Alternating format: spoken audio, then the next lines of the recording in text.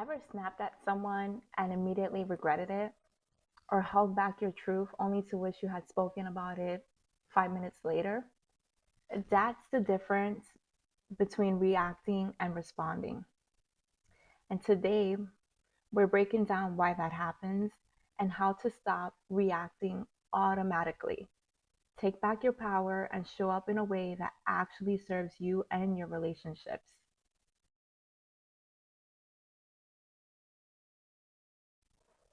Hi guys, it's me, Adria. Welcome back to the Love By channel, the space where we get real, unpack, heal, and hold space for everything in between.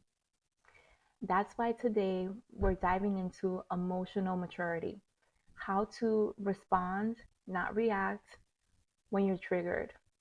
This skill can transform your relationships, your inner peace, and how you show up in the world. If someone came to mind, share this episode with them now.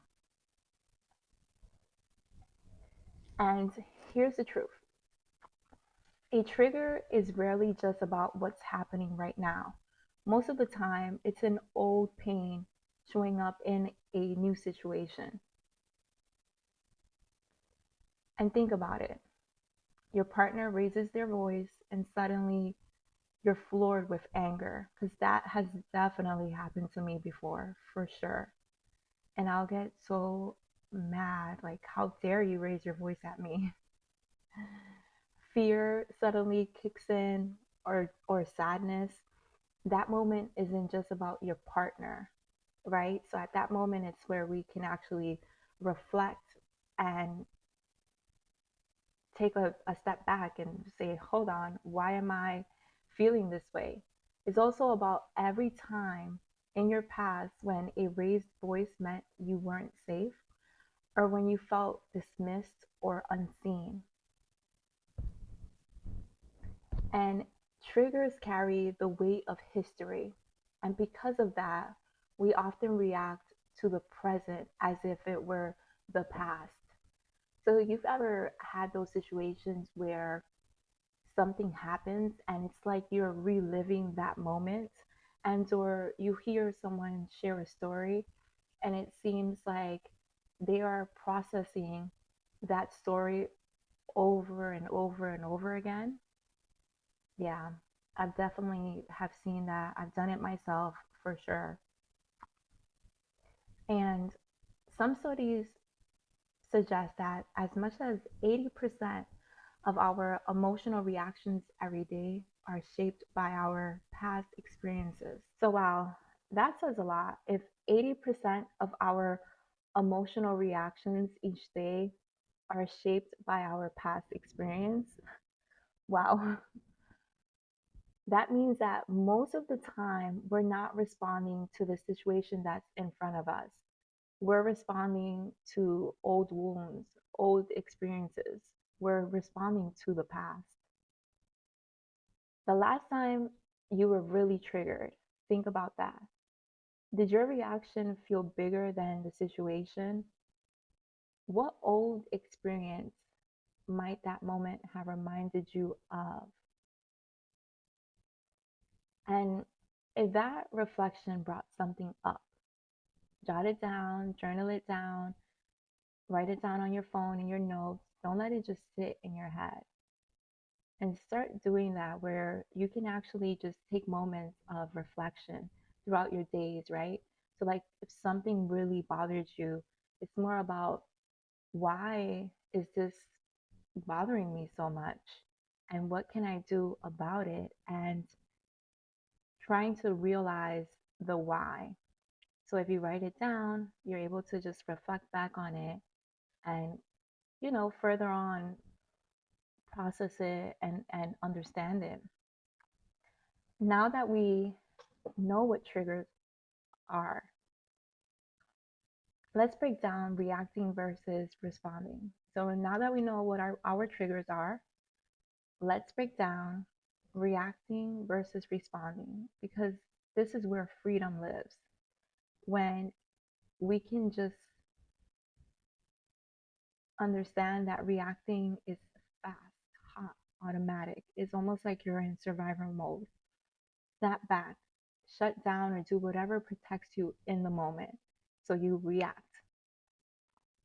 Whereas responding is slower, chosen, purposeful. You create space to show up in a way that you actually want to be remembered by. For example, reacting, it seems like you can say something like, "Oh my gosh, you never listen to me." Whereas responding shows up as, "I feel unheard right now. Can we pause and talk about it?" Do you see that huge difference? And even the person that's receiving that response, right? Like if one's automatically, when you react, you're automatically creating a space of hostility. So now this other person is automatically going to go into their defense mechanism. And what is it going to solve between both of you? Now the other person's defensive, but now you're also defensive. And it could have been avoided if we could just reflect on our reactions and how we respond to that. And you notice how reacting escalates while responding often creates an open space for connection. So think of a recent moment where you reacted. Replay it in your mind. Now imagine responding instead. And I've definitely been there where I've reacted. And I would say probably up to,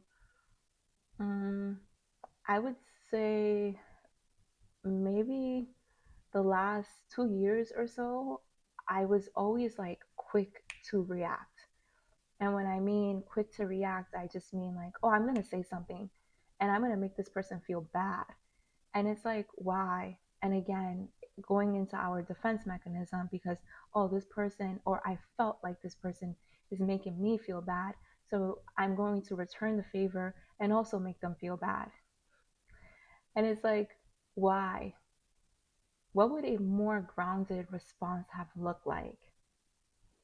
And there are moments where you do react and then you take a moment after you react, and then you take a moment and you actually reflect and you're like, I don't think I needed to say that. Or I don't think I had to react like that because it wasn't that serious. Or what is causing me to react like that? So, like, why am I processing whatever this was so deeply into reacting in this way? And another thing to be mindful of is like, how it would have impacted the relationship or your peace of mind? So I want you guys to pick one phrase from this segment, an I statement, a question, or a repair phrase, and try it this week. Would love for you guys to send me some comments. Which one did you guys use? And like, let's celebrate your growth. Let's get practical. And here are 4 tools that you can start using today. So whenever you find yourself in one of those moments where you're quick to think about a reaction versus a response, I want us to use tool number 1, which is pause and breathe. Even a few deep breaths give you a space to choose your response instead of reacting. So just taking a moment and thinking to yourself, okay, do I need to react right now? Can I just breathe and think about it, process it? Tool number 2 is name the feeling, which I think is very important. For you to try to understand what you're feeling at the moment. And that can look like, I feel unheard, or I feel anxious. Naming it reduces the intensity. So once you're able to actually understand what you're feeling and understand at that moment why it's important or why you feel triggered is also very important. And tool number 3 is check the story. Ask yourself, is this about right now, or is this something old that is coming up? Am I really upset about whatever the situation is right now? Am I upset about how this person spoke to me? Or is this old stuff that's coming up and I'm relating both of the situations? It's very important to check the story. And then tool number 4 is choose your response.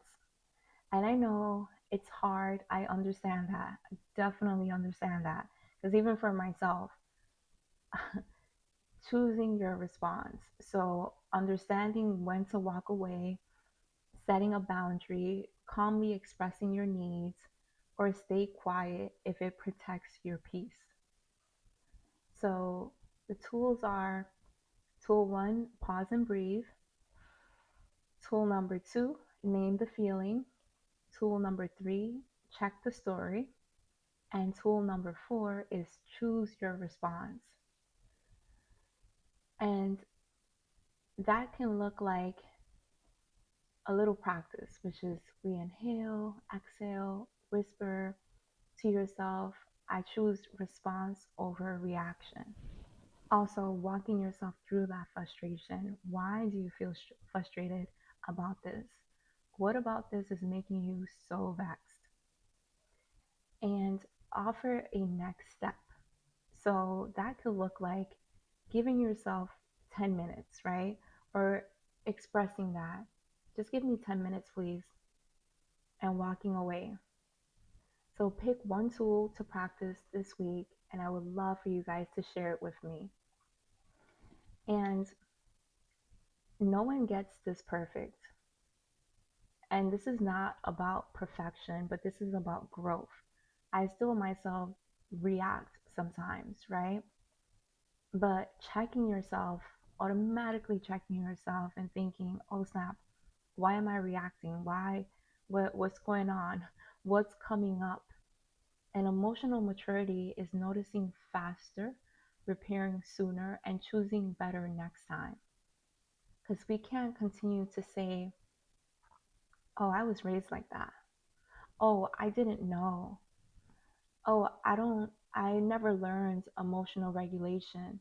I never learned emotional maturity. And we're definitely going to touch base on emotional regulation.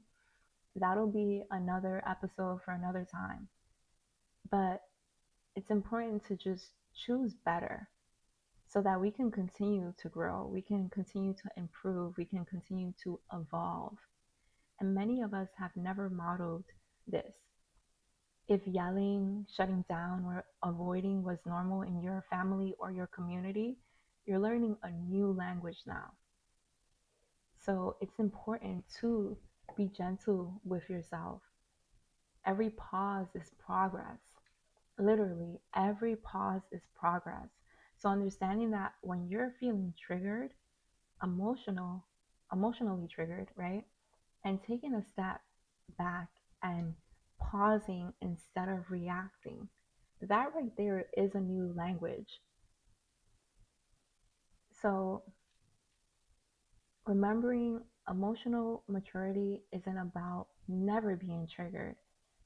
It's about what you do after the trigger, how you respond to yourself, how you respond to the other person, how you're healing yourself, how you're checking yourself. It's about not allowing the past to continuously mold your future. This week, I would love for us to try to pause, breathe. So I want us to try to pause, breathe, and naming the feeling. It's extremely important to name the feeling. And remember, naming the feeling might look like I am frustrated, I am sad, I am upset, I just understanding what you're feeling at that moment and why. And from there, you're able to choose your response. But before that, don't forget to pause, because just because someone made you frustrated doesn't mean that you automatically have to react. You can take a moment to understand why you're frustrated and then ask yourself, what would my future self thank me for? And if this episode spoke to you, share it with someone who needs it today. And don't forget to hit the follow button and subscribe. Until next time, guys.